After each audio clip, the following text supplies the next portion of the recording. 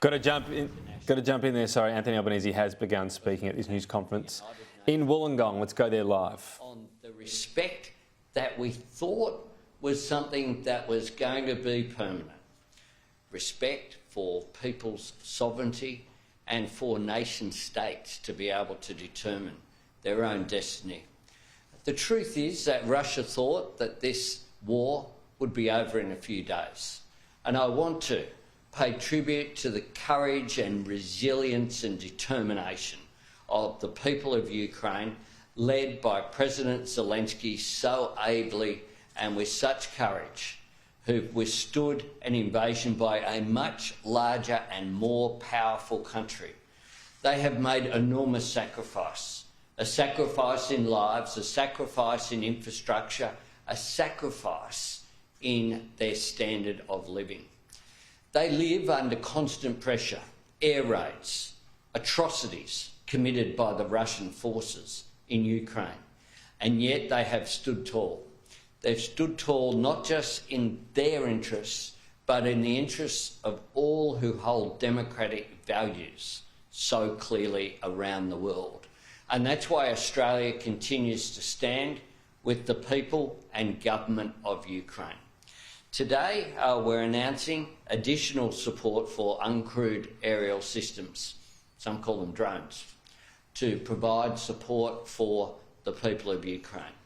Today also, 200 Ukrainian soldiers will graduate from the Australian-based training that's occurring in the United Kingdom under Operation Kudu.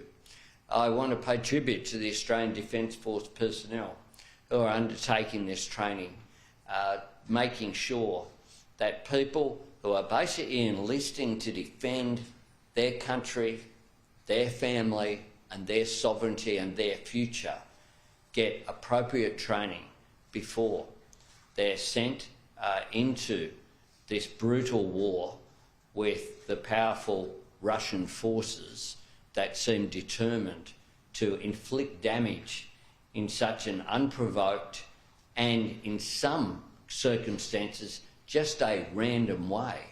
There is no question that war crimes are being committed in Ukraine. I've seen firsthand, when I visited Kyiv and President Zelenskyy, housing blocks just blown apart, residential areas bombed with missile attacks, as well as with tanks that got to the outskirts of Ukraine, of Kyiv, just to its north. So today I pay tribute to the people and leadership of Ukraine, and I pledge in a bipartisan way that the Australian people stand with the people of Ukraine.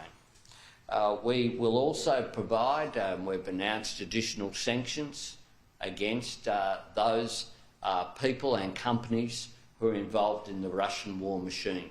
It's appropriate now, the sanctions now have hit more than 1,000, and will continue to act in coalition with other democratic forces around the world to impose these sanctions.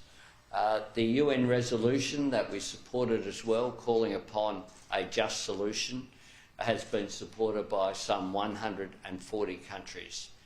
But today, on this time where it is 1 year since this illegal invasion, we again say to President Putin, stop this war now. Withdraw your forces now. This is an unprovoked attack. No one is threatening Russia. No one is threatening Russia's sovereignty. There is no need for you to continue this war, which is causing damage not just to the people of Ukraine, but to those Russian soldiers who are being sent to the front line, who've caused so much death and devastation on both sides.